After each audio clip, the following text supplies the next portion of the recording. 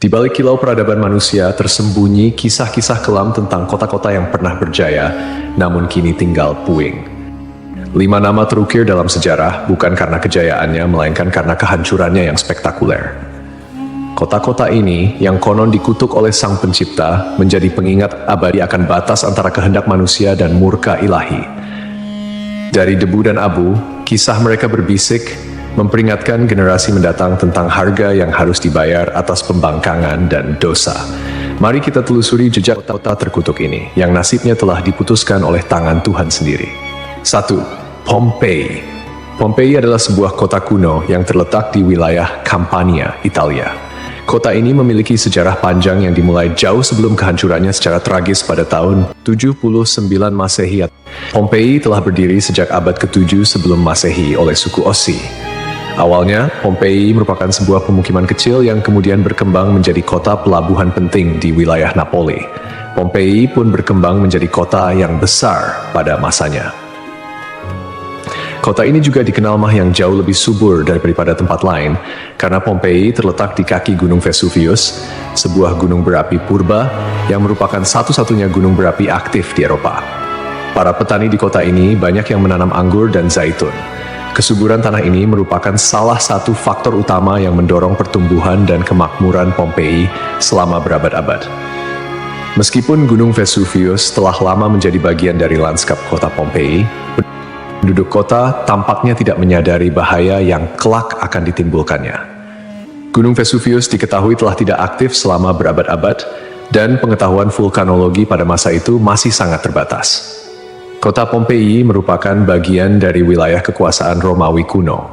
Banyak dari masyarakatnya merupakan keturunan Romawi, dan di seluruh wilayah Kekaisaran Romawi kuno, praktik prostitusi memang dilegalkan. Namun Pompei menawarkan sesuatu yang lebih. Diperkirakan ada 35 rumah bordil yang tersebar di kota ini. Di Pompei ada beberapa lupanar, dengan yang paling terkenal disebut Lupanar Grande, yang merupakan satu-satunya rumah bordil besar yang ditemukan di sana. Kata lupanare sendiri berasal dari kata Latin lupa, yang berarti serigala betina, istilah yang juga digunakan untuk para pelacur pada zaman itu. Di dalam Lupanar Grande, ditemukan kamar-kamar kecil dengan lukisan erotis di dinding, yang kemungkinan besar digunakan sebagai semacam menu untuk layanan yang ditawarkan di sana. Rumah bordil ini memiliki 2 lantai. Lantai pertama diperuntukkan bagi kelas bawah, sedangkan lantai kedua digunakan oleh pelanggan kelas atas. Jumlah yang tergolong banyak mengingat Pompei hanya seluas 12 km² dengan populasi sekitar 11.000 orang. Untuk menuju rumah bordil, jalanan di Pompei diberi petunjuk arah berupa pahatan falus alat kelamin laki-laki, sebuah tanda untuk membantu orang asing yang mungkin mabuk berat atau tidak bisa berbicara bahasa lokal. Praktik prostitusi biasanya dilakukan oleh para budak yang memasang tarif sangat murah. Bahkan tarif di Pompei jauh lebih murah daripada di wilayah Kekaisaran Romawi lainnya. Dengan membayar setara harga seperempat gelas anggur, setiap laki-laki yang datang ke Pompei sudah bisa memesan pelacur. Pada salah satu dinding aula, ditemukan tulisan yang artinya, "Jika Anda mencari pelukan manis di kota ini, semua gadis di sini tersedia." Hubungan seksual yang diwajarkan tidak hanya terjadi antara laki-laki dan perempuan saja. Penemuan grafiti menunjukkan bahwa homoseksual dan pemerkosaan anak juga menjadi hal yang biasa di Pompei. Temuan inilah yang membuat Pompei dijuluki sebagai kota maksiat, terlepas dari arsitekturnya yang megah dan keberagaman karya seninya. Akhirnya, setelah kegiatan maksiat di kota ini semakin parah dan menjadi pemandangan yang lumrah, pada tanggal 24 Agustus 79 Masehi, sekitar tengah hari, terjadilah letusan mahadahsyat dari Gunung Vesuvius. Gunung ini mengeluarkan kolom erupsi yang luas dan tinggi hingga mencapai ketinggian 33 km. Abu vulkanik dan batu apung mulai berjatuhan di Pompei dan di daerah sekitarnya. Tebalnya erupsi menyebabkan kegelapan di siang hari dan membuat orang-orang kesulitan untuk bernapas, sehingga penduduk Pompei banyak yang tidak sanggup melarikan diri. Kemudian pada malam hari, letusan mencapai puncaknya. Serangkaian awan panas yang mematikan mulai menyapu kota dengan kecepatan tinggi dan membunuh siapapun di kota tersebut. Meskipun sulit untuk memastikan jumlah korban jiwa yang tepat, diperkirakan ada sekitar 2.000 orang yang tewas di kota Pompei, meskipun banyak juga yang berhasil melarikan diri pada tahap awal erupsi. Namun, mereka yang tertinggal atau terlambat melarikan diri menghadapi nasib yang sangat mengerikan. Kota maksiat ini hancur lebur bersama 500 tahun. Setelah sekian lama, Pompei ditemukan kembali pada abad ke-14 dan penggalian yang dilakukan mengungkapkan banyak artefak serta mumi-mumi yang terkubur di bawah abu vulkanik. Pompei kini menjadi simbol peringatan akan bahaya dari keangkuhan dan dosa manusia.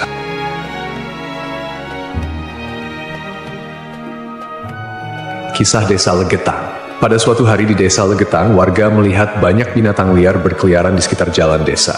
Binatang-binatang ini, seperti monyet, kera, babi hutan, dan lainnya, bukan berasal dari daerah tersebut. Setelah diselidiki, ternyata hewan-hewan ini berasal dari Gunung Pengamun-Amun, yang berada agak jauh dari Desa Legetang. Kejadian ini membuat warga khawatir dan mereka bermusyawarah untuk menyikapinya. Mereka menyimpulkan bahwa turunnya hewan-hewan dari gunung adalah pertanda akan terjadinya musibah besar. Kepercayaan lokal yang menyatakan bahwa hewan bisa merasakan bencana sebelum terjadi mendorong warga Desa Legetang untuk bertindak cepat. Mereka memutuskan untuk kerja bakti membuat parit di lembah Gunung Pengamun-Amun sebagai upaya antisipasi bencana, khususnya longsor. Desa Legetang terletak di dataran tinggi Dieng, Kecamatan Batur, Kabupaten Banjarnegara, Jawa Tengah. Desa ini dikenal dengan tanahnya yang sangat subur, bahkan lebih subur dibandingkan desa-desa lainnya di sekitarnya. Sebagai contoh, jika semangka yang ditanam di desa lain hanya mencapai berat sekitar 6 kg, semangka yang ditanam di Legetang bisa mencapai 10 hingga 12 kg. Setelah parit selesai dibuat, kehidupan di desa kembali normal. Desa Legetang adalah desa yang makmur, hanya sedikit orang miskin di sana. Banyak saudagar kaya yang hidup mewah dan uang sering dihamburkan untuk hiburan. Setiap malam, mereka sering berjudi dan mengadakan berbagai hiburan yang tidak pantas, seperti kesenian lengger yang kadang berujung pada tindakan asusila. Kesenian ini yang hanya dilakukan di desa tersebut menjadi simbol betapa jauhnya masyarakat desa ini dari nilai-nilai agama dan moral. Setiap malam, penduduk Desa Legetang terlibat dalam berbagai bentuk kemaksiatan, termasuk perjudian, mabuk-mabukan, dan seks bebas. Mereka yang tidak terlibat dalam perilaku ini tampaknya membiarkannya, seolah-olah itu adalah hal yang wajar. Beberapa sumber melaporkan bahwa tingkat kemaksiatan di desa ini sangat tinggi, dengan beberapa laporan ekstrem seperti hubungan seksual antara anak dan ibu kandung. Desa Legetang mengalami hujan yang sangat lebat. Cuaca ekstrem ini disertai dengan petir yang menyambar-nyambar dan suara guntur yang menggelegar di langit yang gelap. Tiba-tiba, terdengar suara ledakan yang sangat keras yang dapat didengar hingga ke desa-desa di sekitarnya. Bukan paginya, setelah badai reda, penduduk desa-desa tetangga terkejut mendapati bahwa Desa Legetang telah tertimbun tanah dari puncak Gunung Pengamun-Amun. Tragedi ini menelan korban jiwa 351 orang, termasuk bayi dan balita. Hanya satu orang yang berhasil selamat, yaitu seorang pemuda bernama Suhuri yang sedang berada di luar desa saat kejadian. Secara logika, sulit untuk memahami bagaimana Desa Legetang bisa tertimpa longsoran dari puncak gunung yang jauh dan terpisah oleh lembah serta perkebunan. Penduduk desa telah membuat parit sebagai antisipasi terhadap longsor, tetapi bencana ini tampaknya melibatkan fenomena yang tidak bisa dijelaskan dengan mudah. Ada yang berpendapat bahwa kejadian ini adalah azab dari Allah, karena tidak dapat dipahami secara rasional. Ashabul Ras. Ashabul Ras adalah sebuah kaum yang hidup pada zaman dahulu. Kisah mereka disebutkan dalam Al-Quran sebagai salah satu kaum yang mendapat azab dari Allah Subhanahu wa Ta'ala. Nama Ashabul Ras secara harfiah berarti penghuni sumur atau pemilik sumur. Mereka tinggal di sebuah wilayah yang kini diperkirakan berada di antara Yamamah dan Hadramaut di Jazirah Arab. Kehidupan Ashabul Ras sangat bergantung pada sebuah sumur besar yang menjadi sumber air utama. Tidak hanya menjadi pusat kehidupan, tetapi juga menjadi simbol kemakmuran dan identitas kaum tersebut. Mereka membangun peradaban yang cukup maju di sekitar sumur ini dengan pertanian dan peternakan sebagai mata pencaharian utama. Namun, meskipun telah diberi nikmat berupa sumber air yang melimpah, Ashabul Ras justru menyalahgunakan anugerah tersebut. Mereka mengembangkan sistem kepercayaan yang menyimpang dan menyembah pohon cemara besar yang tumbuh di dekat sumur mereka. Pohon ini dianggap suci dan dijadikan objek penyembahan, menggantikan Allah Subhanahu wa Ta'ala sebagai Tuhan yang seharusnya disembah. Kemusyrikan Asyabul Ras tidak berhenti pada penyembahan pohon saja.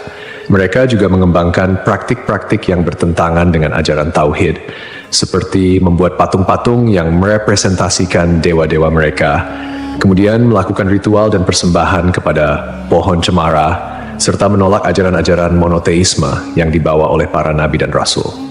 Allah Subhanahu wa Ta'ala dalam rahmatnya yang tak terbatas tidak langsung menghukum Asyabul Ras. Sebaliknya, Allah Subhanahu wa Ta'ala mengutus seorang nabi kepada mereka untuk membimbing dan mengingatkan mereka akan jalan yang benar. Nabi yang diutus ini, menurut beberapa riwayat, adalah Nabi Syuaib, meskipun ada juga yang berpendapat bahwa ia adalah nabi yang lain yang namanya tidak disebutkan dalam Al-Quran. Nabi yang diutus kepada Asyabul Ras berusaha dengan gigih untuk mengajak kaumnya kembali ke jalan yang lurus. Ia menyampaikan risalah tauhid, mengajak mereka untuk hanya menyembah Allah Subhanahu wa Ta'ala dan meninggalkan penyembahan terhadap pohon dan berhala. Nabi ini mengingatkan mereka akan nikmat-nikmat Allah Subhanahu wa Ta'ala yang telah diberikan, termasuk sumur yang menjadi berkah dalam kehidupan mereka. Namun, meski telah diingatkan, mereka tetap keras kepala dalam kekufuran dan kemusyrikan, bahkan mulai mengancam dan memusuhi Nabi yang diutus kepada mereka. Penolakan ini berlangsung dalam waktu yang cukup lama, menunjukkan kesabaran Allah Subhanahu wa Ta'ala dalam memberi kesempatan kepada hamba-hambanya untuk bertaubat. Setelah bertahun-tahun menolak ajakan Nabi mereka dan tetap teguh dalam kekufuran, akhirnya azab Allah Subhanahu wa Ta'ala turun kepada kaum Asyabul Ras. Azab ini datang sebagai konsekuensi dari penolakan mereka yang terus-menerus terhadap ajaran tauhid dan ketekunan mereka dalam menyembah selain Allah Subhanahu wa Ta'ala. Menurut beberapa riwayat, azab yang menimpa Asyabul Ras terjadi dalam beberapa tahap. Pertama, terjadi kekeringan dan paceklik. Allah Subhanahu wa Ta'ala mulai mengurangi curahan rahmatnya dengan menahan air hujan.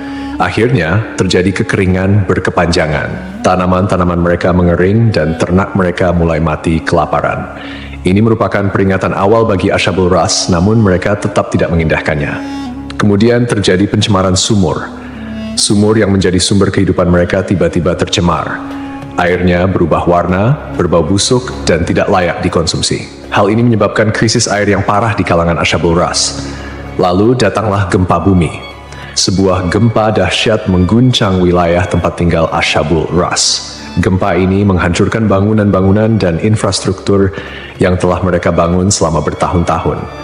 Akhirnya, mereka pun binasa, meninggalkan kisah yang menjadi peringatan bagi generasi-generasi setelahnya tentang konsekuensi dari menolak petunjuk ilahi dan hidup dalam kemusyrikan.